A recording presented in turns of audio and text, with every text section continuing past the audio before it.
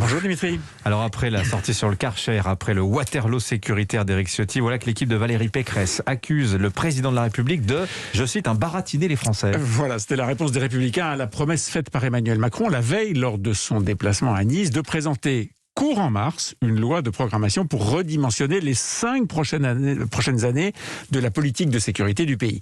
Et de fait, comme l'a souligné un des porte-parole de Valérie Pécresse, le Parlement ne siégera que jusqu'au 28 février. Si projet de loi il y a, il sera donc présenté hors session parlementaire et ne pourra pas être voté. D'ailleurs, il n'y a plus une minute disponible dans l'agenda des députés.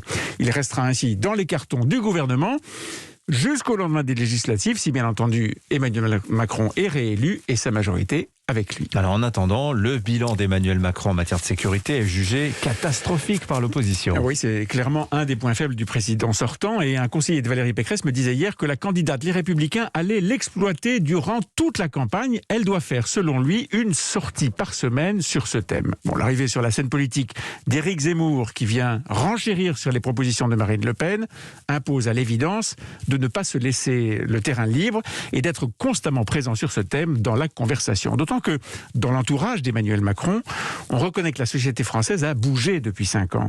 On admet qu'elle a glissé vers la droite, que le débat s'est déporté, là encore, vers la droite. Et c'est assez frappant d'ailleurs de voir à quel point la campagne électorale, pour l'instant en tout cas, tourne en rond.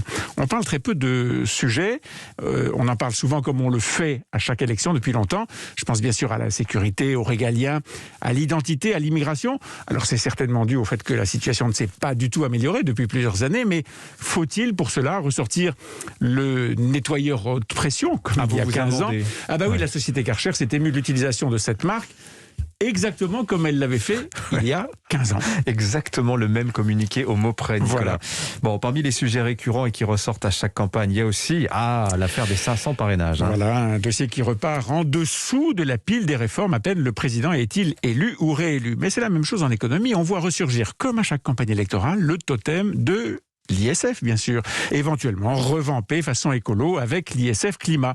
Rien de très nouveau, donc les mêmes arguments produisant les mêmes réactions. Je pense aussi au débat sur le nucléaire ou à celui sur la réduction du nombre des fonctionnaires, 150 000 pour la droite républicaine, 0 pour Emmanuel Macron, avec un argument d'un classicisme presque confondant sur le thème « Mais où voulez-vous supprimer ces postes ? À l'hôpital, à l'école, dans la police ?»